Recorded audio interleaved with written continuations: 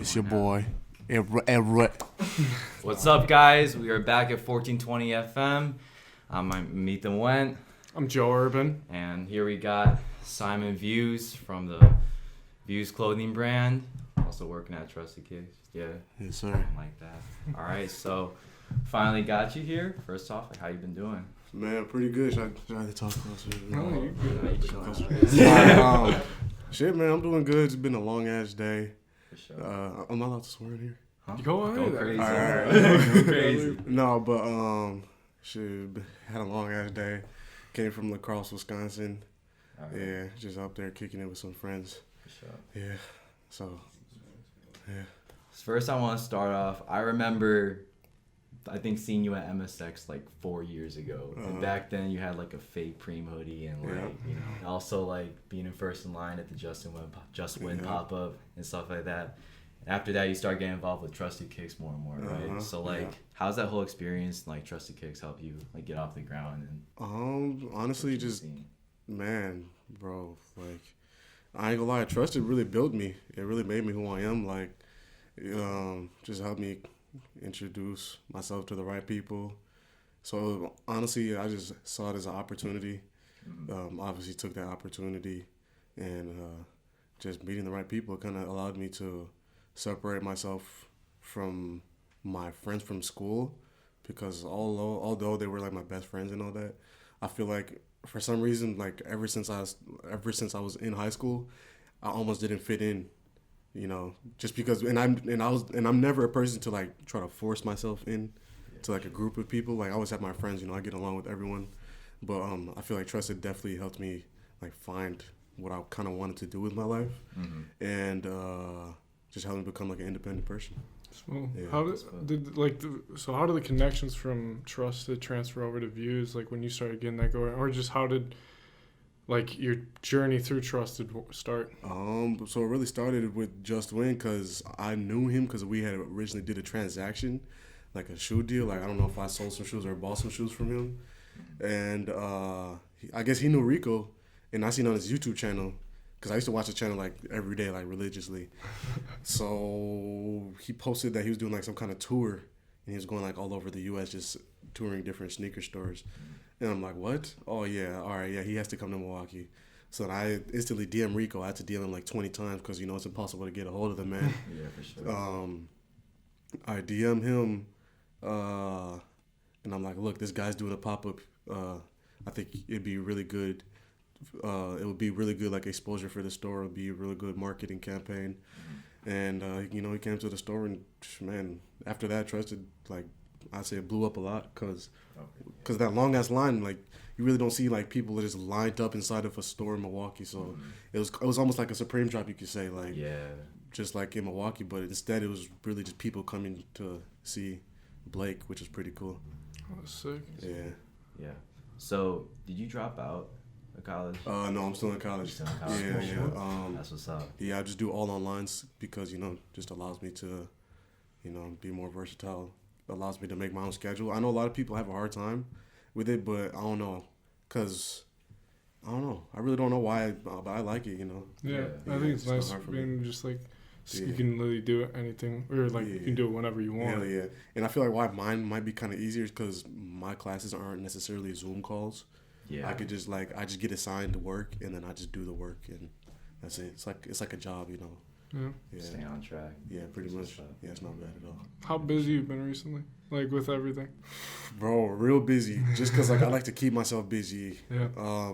Because I feel like the reason why I like to keep myself busy, if I like sit in a room and have nothing to do, or I'm just like wasting time, I feel like I'm not only losing out on an opportunity, or like a play or a move or something, but like I just go crazy. Like I really can't sit down. Like the most I sit down is maybe when I play video games. Like I'll play FIFA or Call of Duty for like 2 hours, and then I have to get up and go do something else. It's so hard for me to sit in the house.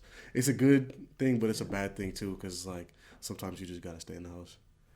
Yeah, for sure. I feel like that helps. So you get motivated. Though you get, like you Yeah. probably just think of an idea, and then you're done with it damn near in the day. Facts.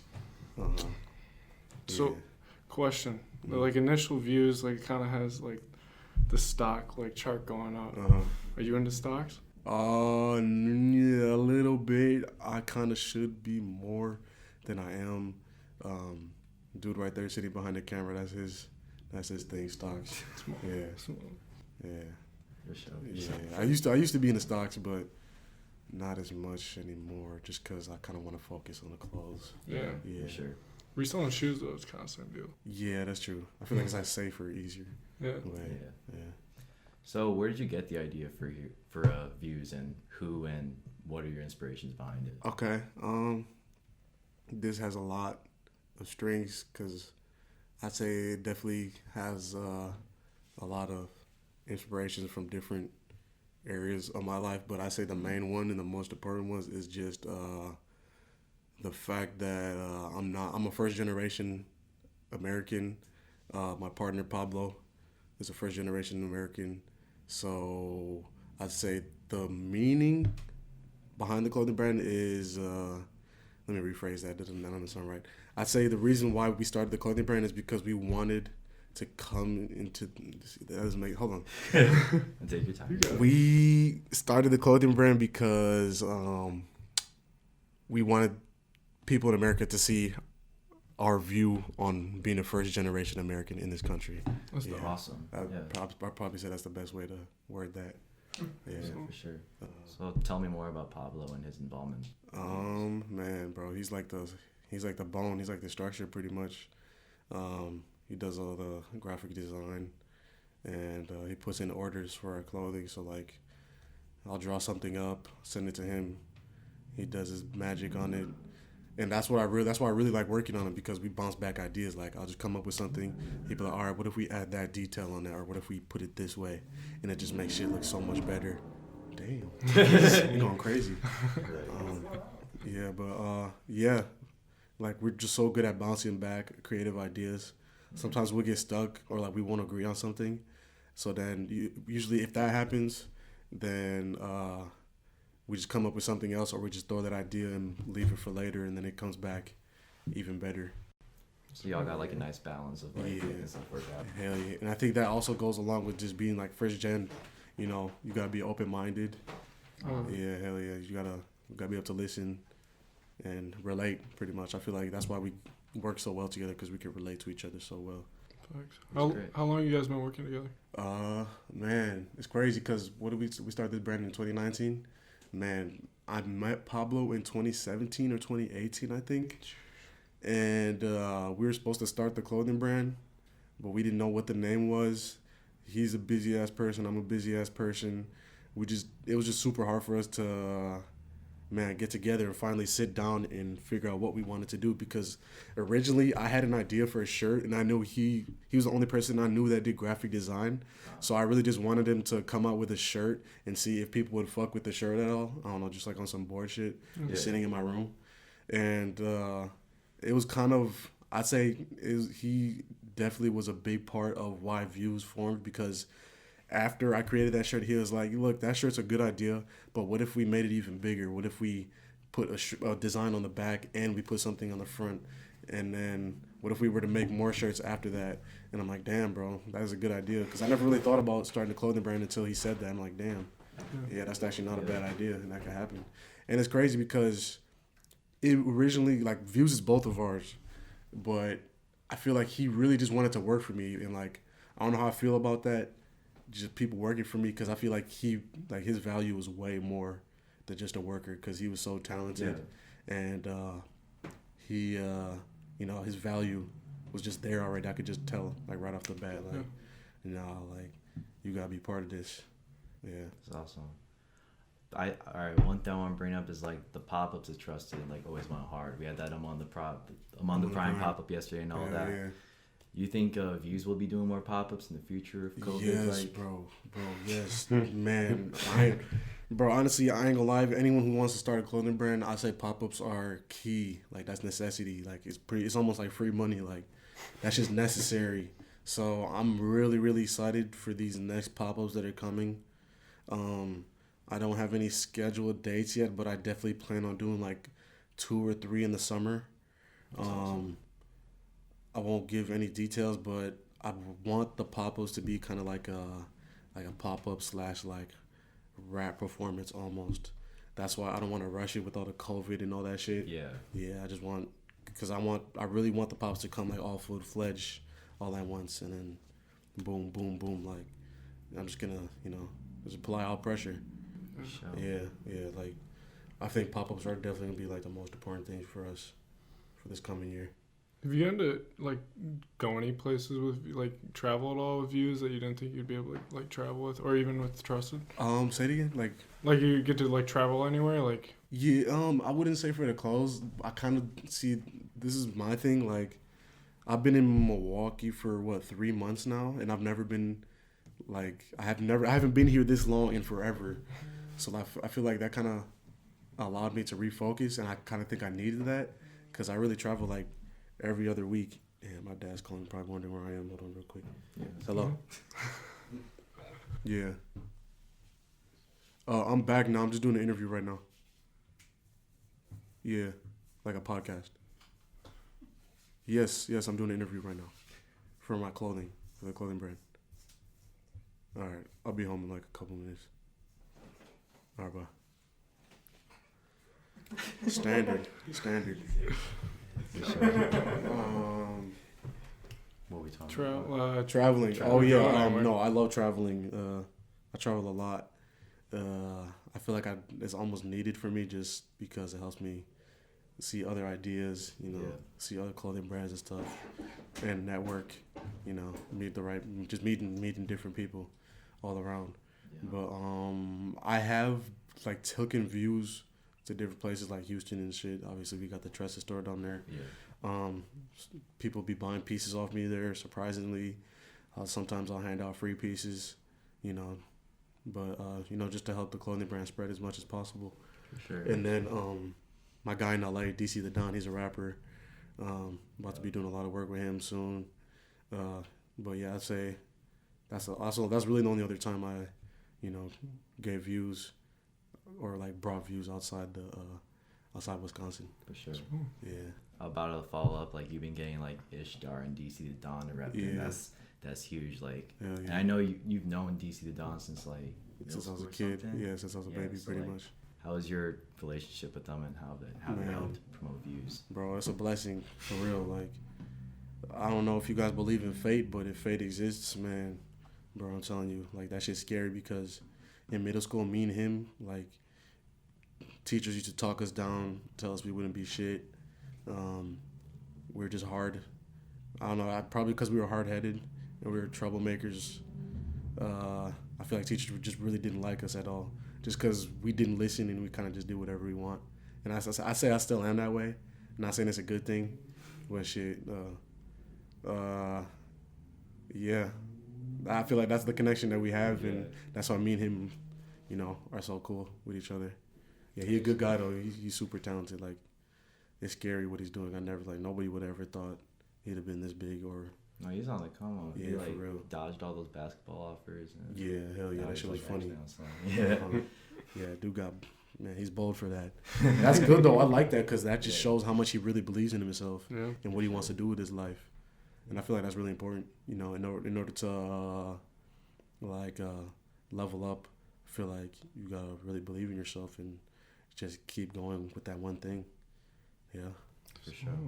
What are your goals for the views, or just personal goals in the next coming years? For views in the next couple of years, man, bro, just to make it as big as possible, really. Like, honestly, I want it to be one of the biggest clothing brands in the world. If not clothing brand, just a brand, Yeah. I still don't know if I want it to be clothes forever or I want to do something else with it, but I definitely have a lot of ideas for the future with it. That's awesome. Yeah. I feel like Milwaukee's always been an underdog behind like streetwear Yeah. and culture in general like Yeah, that. yeah. So what do you think Milwaukee can do to like get on the map more, work on that, and how does that like reflect in views as a brand? I'd say that's really our job. That's my job. That's your job. That's his job. That's his job. That's his job. Like, it's really our job. Whatever we want to happen with streetwear and just fashion in Milwaukee, we gotta apply pressure. That's really the only way to put it. Like, we gotta get more noticed here, obviously. Like we got things like the Bucks, the Brewers. Like we got good sports teams and all that. Mm-hmm. But I feel like when people hear Milwaukee, they just hear like dirty, or like just killings and stuff. And obviously, there's a lot of that here. There's a lot of that everywhere. But I feel like our center focus needs to change as a city, because it's like either it's about the Bucks or it's about like drinking, or just something random that I feel like nobody would feel comfortable, talking about being from Milwaukee. But one thing I do like about Milwaukee, people stand on it. Like if you're from Milwaukee, they're gonna say they're from Milwaukee for the most part. Like DC, like he always shouts out Milwaukee, always shows Milwaukee love, Wisconsin love, like that. Ishdar does the same thing. I can't think of who else. Kevin Looney, basketball player. What's good? Oh, man. How am I forgetting his name? If you watch this, he's gonna kill me. Basketball player, Warriors. Jordan Poole. Yeah, JP. Yeah. Yeah. He always shows love to Milwaukee too. Yeah. So I feel like we definitely got like a lot of household names.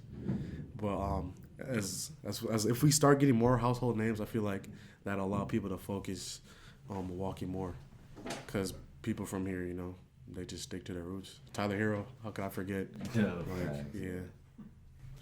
COVID was like terrible, even like just for like getting stuff produced. Like I know like in skateboarding, like it was super hard to go through the presses. Yeah.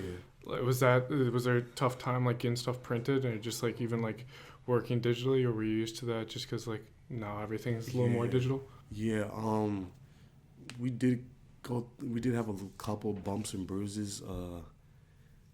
I'd say the one that affected us most, now that I'm thinking about it, just now, because at first people always used to ask me that question, like, did you have a loss in sales with COVID and all that? I'm like, no, I never really did. But I say like really the only bump that wall that we had to break through was the burgundy red drop, the one with Ishdar actually. Mm-hmm. And I feel like that's why I kind of needed him to model that, just because we hadn't dropped clothes in so long that I didn't want people to forget about us. And that's I'd say that's probably the hardest thing about running a clothing brand. You got to stay relevant, But yeah, we had hoodies that were being made like overseas, and we had to wait like 2 months for these hoodies and t-shirts, the cream t-shirt and the burgundy red hoodie, obviously. But as soon as that dropped, it's like boom, like we were right back, we were right back in the mix. So I'd say that probably would have been the hardest thing I dealt with during COVID. But I mean, it all played out pretty nice. Yeah. Did you go through like creative blocks too during COVID? Did I? Man, I go through creative blocks every day, so yeah. I can't say no to that. Definitely did. But I feel like with all the stuff that happened during that time, just with like the George Floyd and all that, and just all the